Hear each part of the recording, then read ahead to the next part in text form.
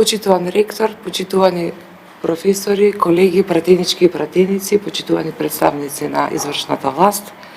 Јас го поздравувам ова како иницијатива на председателката на Комисијата за образование, наука и спорт и сметам дека покрај многу прашања кои што стојат отворени или неотворени во нашето општество, треба сериозно да размислиме и за начинот на кој што ги третираме високошколските установи.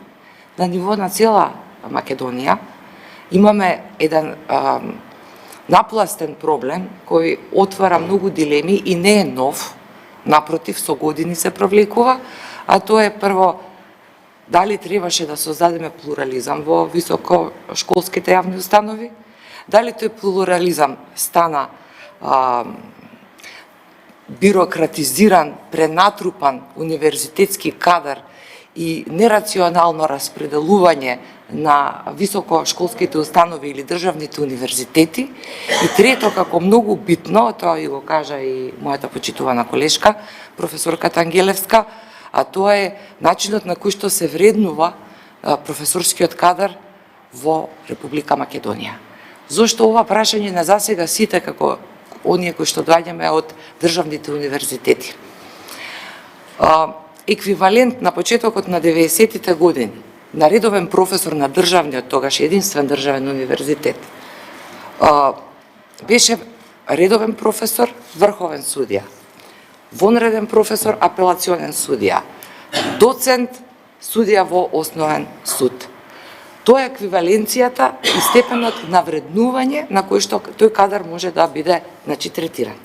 Сега, со создавањето на квантитет, кај што ние не можеме и со други самите да се квантифицираме и да ставаме квалификации, за тоа говорат нашите работни биографии и работните биографии на секој државен универзитет. Ке ми простат представниците од приватните универзитети, но тоа е друга сфера на и сосема друг проблем и прашања кои што ги носи и ги отвара во државата. Она што нас не интересира, тоа е квалитетно високо образование кое што се потпира на начелата на тековите на векот, на декадата во која што живееме и твориме. И овдека се отвара еден суштински проблем. Она што треба да биде вредност станува на некој начин една стихина појава на која што ги принудува и државните универзитети, сега се повеќе, после 30 на години, но состојбата е очајна поради тоа што кога се креираат плановите и развојните буџети, не се размислува темелно, тоест се оди на она најниско ниво на обезбедување на некаков си социјален мир и тоа не е доволно за да можеме ние навистина да ја завршиме задачата која што се бара од нас. Апсолутно се согласувам дека овој систем е поврзан и истиот почнува, јас би рекла, од предшколска возраст и тој систем на вредности кој што се гради, начинот на кој што се создаваат екзактните знаења, талентираноста, афинитетите и така натаму, потоа продолжува и на изборот на факултет на кој што ќе се запишат младите луѓе, но исто така и она што ние треба да им го понудиме на нив, треба да биде во корелација со времето кое што по дипломирањето ќе треба да се соочат со новите предизвици, со животните прилики. И заради тоа, например, вашиот универзитет, кој што би рекла е современ, опфаќа современи прашања, влегуваме во ерата кога не само artificial intelligence, вештачката интелигенција, туку и развојот на индустријата и новите потреби на човештвото бараат и од нас како држава да ги понудиме најдобрите решенија за идните кадри, кои што треба.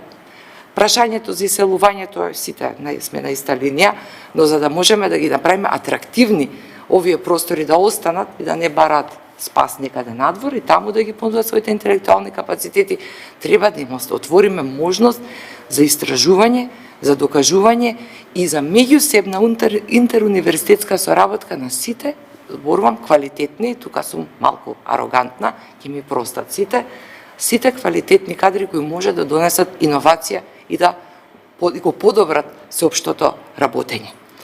Да се земе докторска титула во Македонија денеска не е тешка работа, но во принцип истата самата по себе носи многу одговорности од аспект на стручност и професионализам. И тука, еве, праќам еден апел и поддршка барам, или да кренеме малку глас на темата, да се малку кренат и самите институции внатре во Министерството за образование и наука, да си проработи просветниот инспекторат, да почнеме во иднина да разговараме, нека не биде одма од озгора донесена одлука, па сите нели да земеме да се задавиме едните со другите, туку да отвориме на јавна расправа, да се направи една ревизија на тоа што се добило докторска титула и се што е проблематично, плагиат, спорно, а тоа може да се утврди, има механизми, да добие соодветен третман. Кога ќе го направиме тоа, прво да речам ревидирање на состојбите, тогаш ќе можете да видите како квалитетните николци излегуваат напред и ги носат стандардите. И тука сакам уште еден апел да испратам. Например, ние имаме со години една декларативна најава дека најдобрите кои што одат на најдобрите универзитети според Шангајската листа, магистрираат или докторираат, оние млади луѓе, кога ќе дојдат назад, државата има обврска да им понуди соодветно вработување. До сега тоа не се случува. Говорам за моите студенти кои се надвор. Не мора, можеби има некој исклучок за кој што не сум разбрала и би сакала да знам ако имаме такво искуство и искрено ќе го поддржам и ќе се израдувам. Но во суштина, она што јас го гледам, онаа траурна слика на моите поранешни студенти е и оние кои што се враќаат од престижни универзитети со магистратури ком лауда, со докторати, оние кои што ќе успеат по некоја линијата дојдат до некој министер или до премиер, не верувам дека стаселе, било кој, или председател на држава, но тие што дошле до некого по некоја линија, небитно каква, тие или добиваат понуда за договор на дел од 12.000 денари, што е понижувачки, деградирачки, демотивирачки за млад човек, за некој што е вон сериски, или воопшто се игнорирани од системот и воопшто не се ставени во функција на системот. И тука, една од главните точки за кои што тука расправаме, барем цел овој мандат, колку што ја знам, тоа е ставањето на партизацијата во секој сегмент на општественото битисување. И она што сакам и треба ние да го упатиме како апел и до македонските граѓани, е дека тој дел не треба да влијае на тоа дали ние ќе дадеме шанса некој да даде импут, да даде свој допринос во општествениот, во јавниот живот, во научната сфера. И тоа е она што нас не загрижува и ние тука треба да покажеме разлика во однос на тоа како треба да ги поставиме работите кои што дефинитивно се поставени наопаку. Јас сум и секогаш ќе бидам за повеќе зголемување на средства за развој на образовен процес, за развој и образование на кадри, да дадеме нашите даночни обврзници, сите ние да вложиме, да имаме подобар резултат, од кој што ќе се гордееме, бидејќи тие се нашите амбасадори. Например, никој во Македонија не знае дека мојот колега Александар Матовски е професор на Харвард. Многумина од моите поранешни студенти работат во Европската комисија. Тоа се кум лауда студенти, тоа се извонредни кадри, кои како ја представуваат и Македонија. И можат да ни ги донесат нивните искуства и овде. И многу други примери.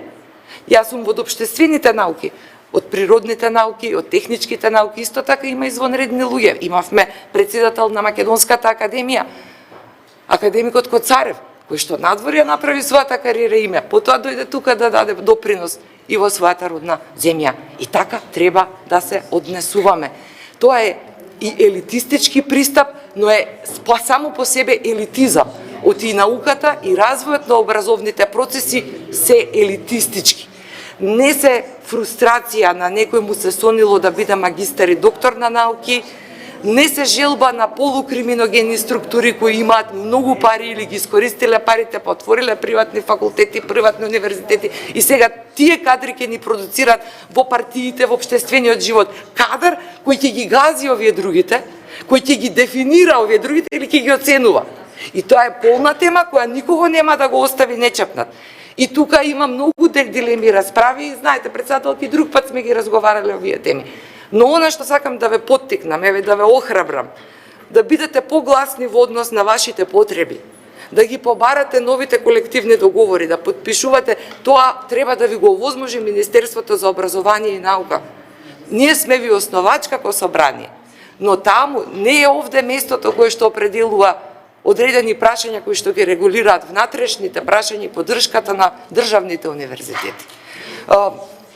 Толку би кажала, се извинувам ако ви одземав малку повеќе време, поддршка и секако тука сме да го слушнеме вашиот глас и да ве охрабриме да работите поуспешно и добро да не представувате. Благодарам.